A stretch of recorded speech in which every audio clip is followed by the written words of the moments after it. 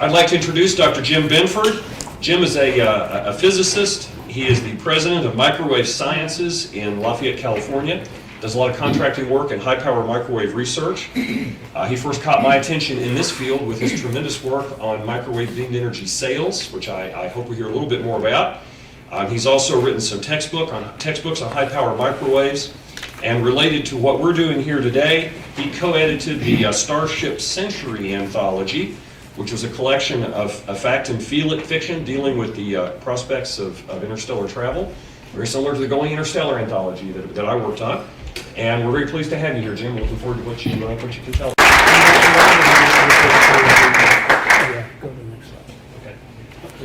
Hi. I'm happy to talk about this today in the company of so many of my colleagues who have worked in this area, and I'll mention in particular those who are here are Paul Gilster, who's handling the subject in Centauri Dreams website, has been very important for keeping the subject alive. Jeff Landis, Greg Batloff, and John Rather, who is local here. The subject is large, and I will begin by telling you not what I will tell you, but what I will not tell you. I'm not going to describe the whole concept and advocate it. If you want that, read the chapter I wrote in Starship Century. That's again an advocacy document. If you want detailed descriptions of the concept and especially technical approach to doing cost optimization to tell you how to optimize these systems to minimize cost, which is the biggest driver, then read this issue of JBIS, March, April 2013, where you'll see a very long article about that. Some of that will come up in the talk. What I am going to talk about is what are the issues. Advocates hardly ever mention the minor things that stand in the way. These are not minor matters. Here we see a very big parameter space of all the methods which have been proposed for getting up toward light speed. And this is in units to the orders of magnitude. You see chemical rockets are way down here, and nuclear rockets move up, and the solar sails and beam-driven sails are on a path which lead most likely to the really fast starships. And next slide. Good. The upper edge of it, you see, there are the bizarre Ramjets, which unfortunately we're living in a depleted background in which there's not enough fuel to really make the Ramjets make sense. And also there are a lot of physics issues to them, of course. And the problem with the fusion rocket is the problem of the rocket equation is the problem, but we also don't have fusion and don't have command of antimatter at this point. So the beam-driven sails are the only interstellar propulsion method for which the physics is a settled issue. We know the physics of it. The issues really are in engineering, and the issues in all starships will always be the cost. So, what are the key issues?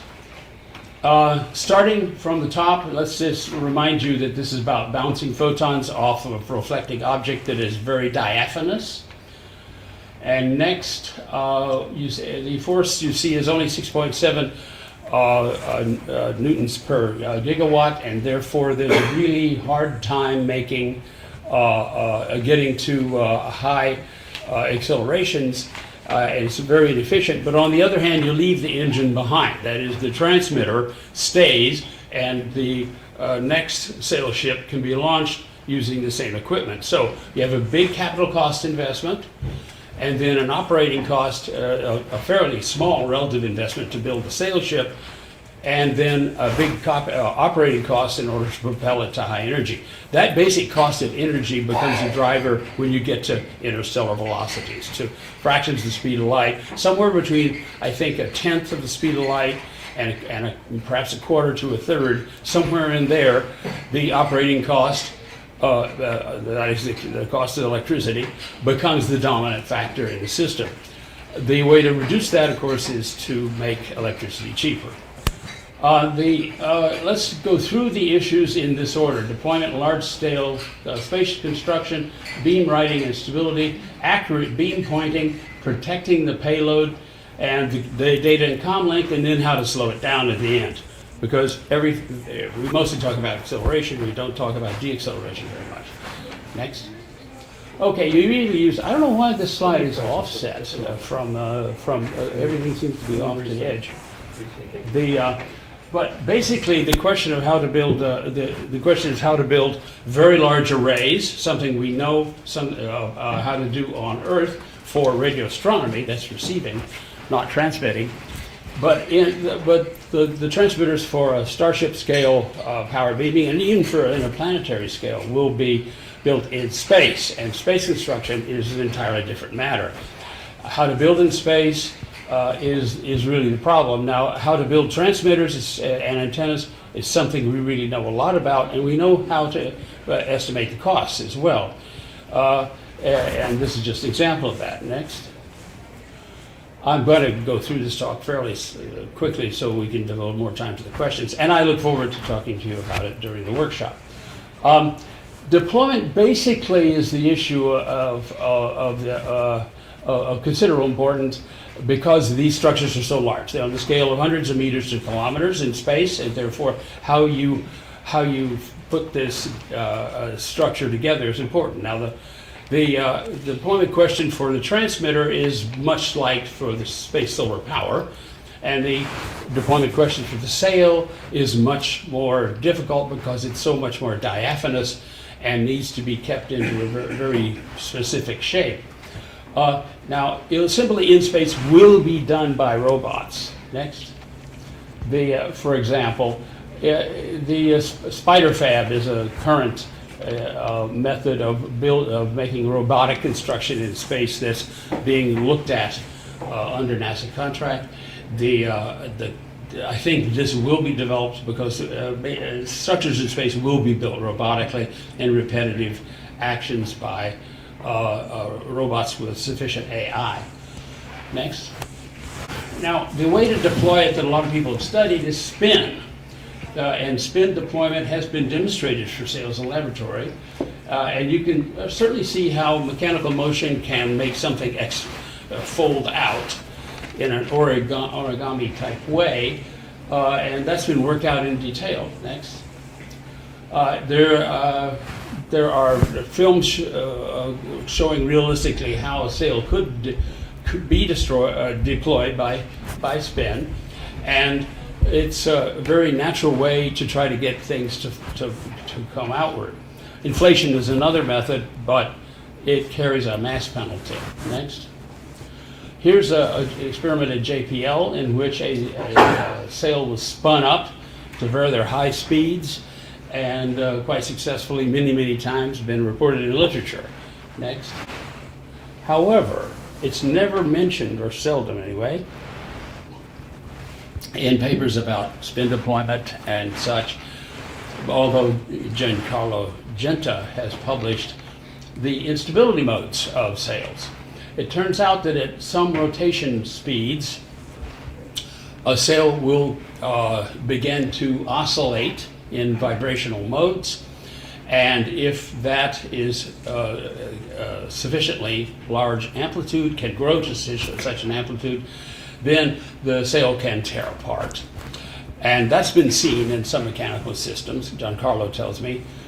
However, there are two ways around that. The first is to build in some kind of damping mechanism, such as a braking mechanism using pneumatics, and you use the viscosity of fluids, and the motion is dissipated into heat by locating those dampers at just the right place to suppress just the right modes. That's routinely done in mechanical systems. There's another way to do it too. These modes have growth rates, and if you can move past that spin rate, because you'd never want to operate the spin at that frequency, if you move through it quickly and can get through there in a time short compared with the growth rate of the growth time of the instability, then you can simply pass through these instabilities. And that's done routinely in all kinds of mechanical systems, and also in electromagnetic systems. And when you consider the growth of noise and amplifiers and such. Next. Materials are a big consideration.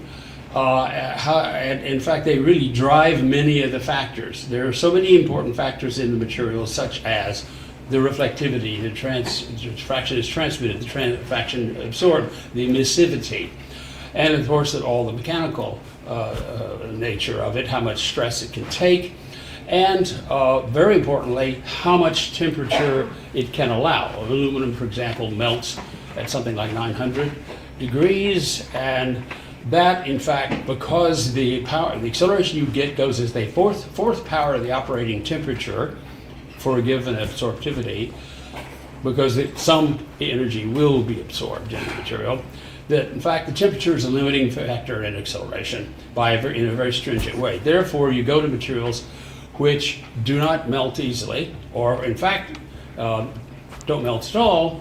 My favorite is carbon, because carbon doesn't have a liquid phase. It goes directly, it sublimes directly into a gas, but at very high temperatures, much higher than aluminum. Now, many people have worked on materials including dielectrics, beryllium, graphene, which is a new favorite of Greg Matlow's, can get you in solar cells up to quite a few hundred kilometers per second with the material and thermal properties that it has demonstrated in recent years. So there's a real search for the right material. It has to be able to take a lot of acceleration and not go into a gaseous or liquid phase too easily. In other words, have a very high temperature for operating.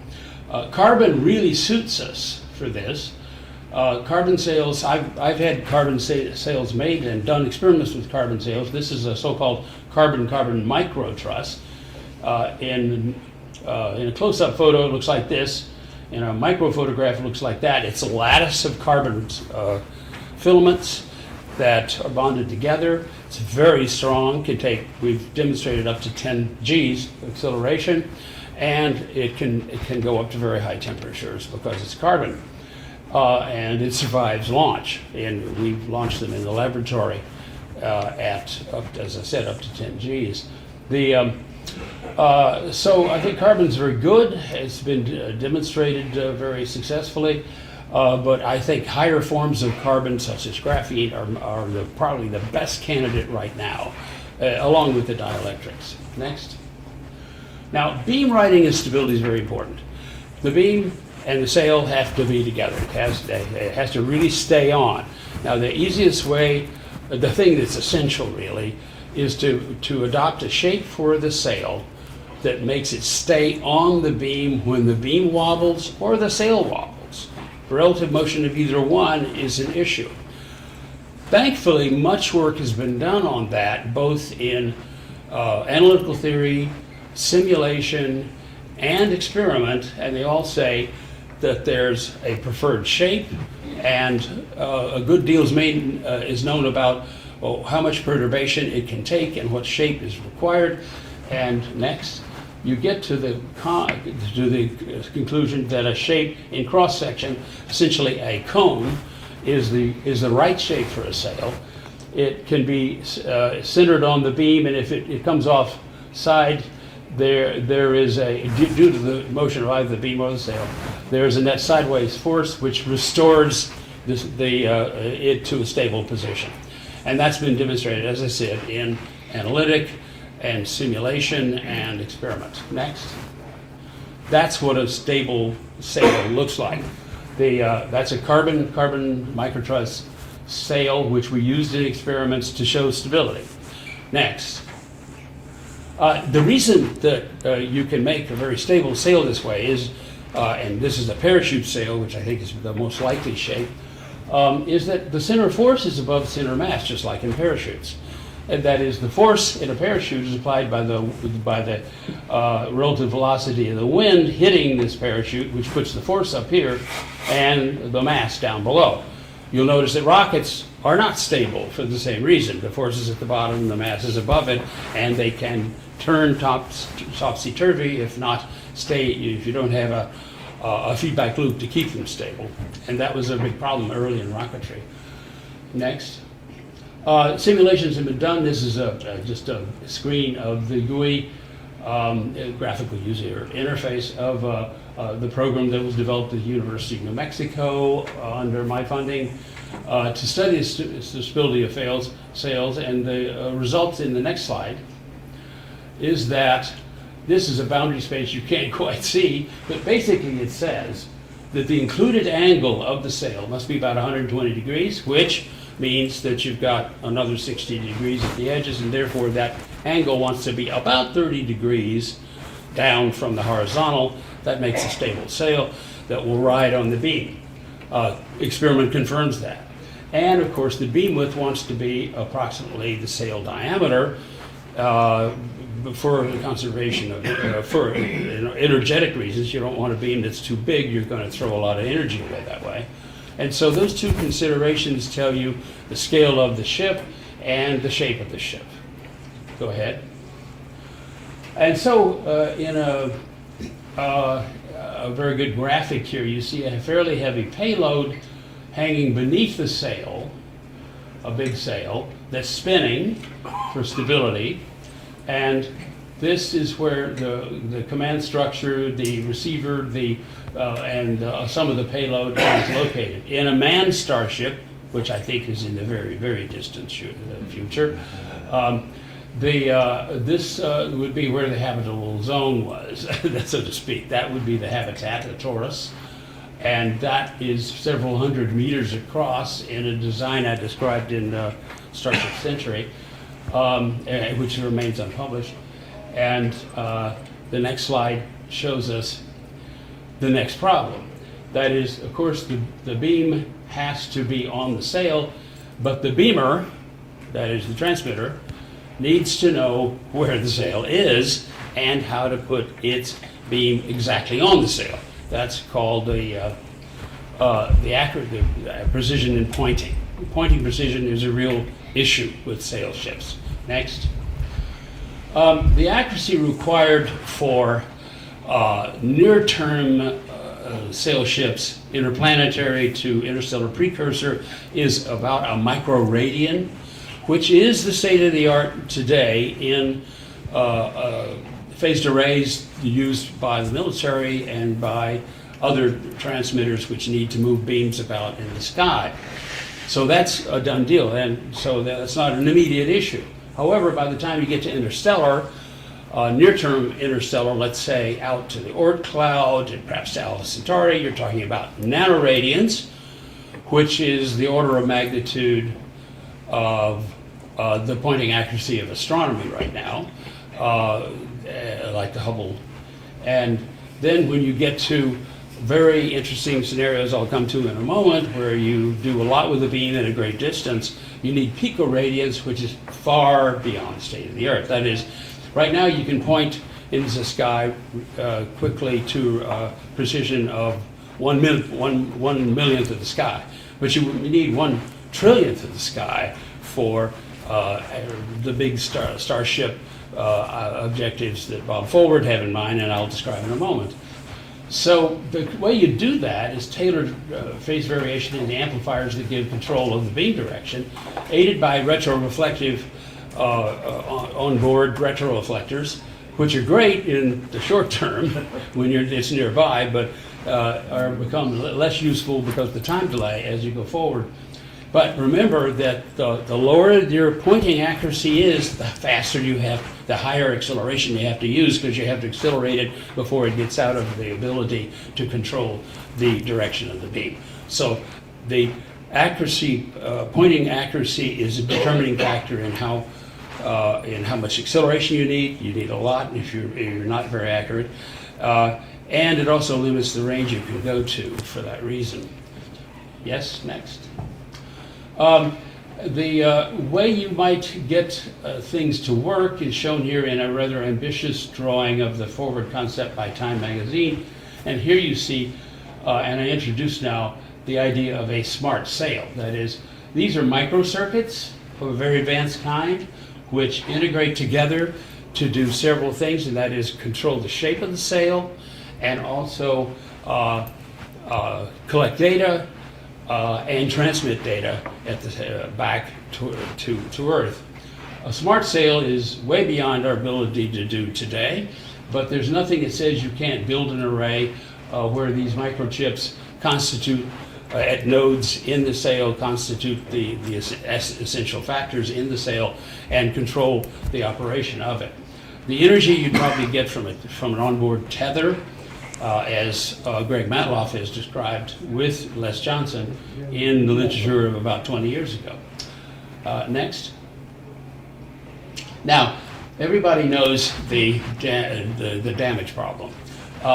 You're going at interstellar velocities. There's dust, there's gas, there may be even pebbles, and what do they do to your structure? Well, for rockets, it's a big problem because they'll really tear things apart, as it is a problem for the space station that uses bumpers. Now, this this is an old cartoon character called Fearless Fosdick, who was always shown as being able to take a lot of rounds because they just pushed a hole through him. But James Early showed a long time ago from Livermore, now retired, James Early showed that the design of sails should not be strongly influenced by dust collection concerns because a 1 micron dust particle produces a 1.5 micron hole and has no other effect on the sail. Well, that's the sail. So the sail doesn't have to worry much about that due to the fact that it's a medium with a very low density of matter in it, interstellar space. However, the payload and anything else you happen to have, like a mag sail, has to be protected. And that mass of the protection shield has to be included in the Starship design. Next. The concepts, there are a lot of concepts on how to do this. Plasma discharge, electrostatic repulsion, or just bumper-like compartmentalized sections absorbing the momentum around the payload and other essential areas. All of these are credible. None of these have been demonstrated in the scale you need it.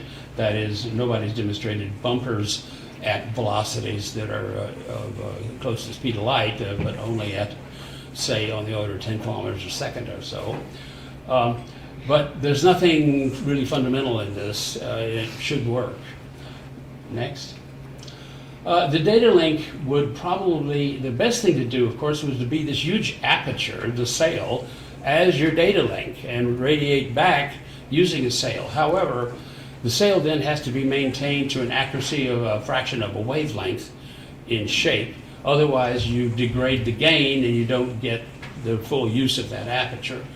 But I think in the long term, in the future, when people know a lot more than we do about building large structures in space and smart sails, it's at least credible that the major aperture could be used as a transmitting aperture, in which case you really don't have any problem, because with that big an aperture, I'm talking about kilometer scales aperture, you don't need a lot of power to be received here. There have been some thoughts about using inflatable antennas, and inflatable antennas, as was discussed in the question section of Sarah's talk, have been demonstrated in Earth orbit on the scale of meter, 10 meters, and they maintain sufficient accuracy. However, worked out on an interstellar scale, that is on a kilometer scale sail, I think that's, or any other, for the sail or for simply another antenna connected to the Starship, I think that the mass would be a real penalty. That's probably not the way to go. And the communication link will probably not be microwave or millimeter wave, because of you prefer a much shorter wavelength. So it will be coherent lasers, not incoherent. Incoherent lasers scale badly and can't be used over interstellar distances and barely over interplanetary distances. So there have to be coherent lasers. The state of art right now is in very, very low power for communication by incoherent laser, and like milliwatts level. You'd need a lot more, on the order of kilowatts to tens of kilowatts. But that can be developed by using a tether method, electromagnetic tether, as described by as I mentioned before, Mavloff and Les Johnson. Next. Slowing down. This is a real problem. I've got 3 minutes, and I'm going to tell you about the hardest part. Getting down to 10 kilometers a second of interplanetary scale velocities will require many kinds of technologies.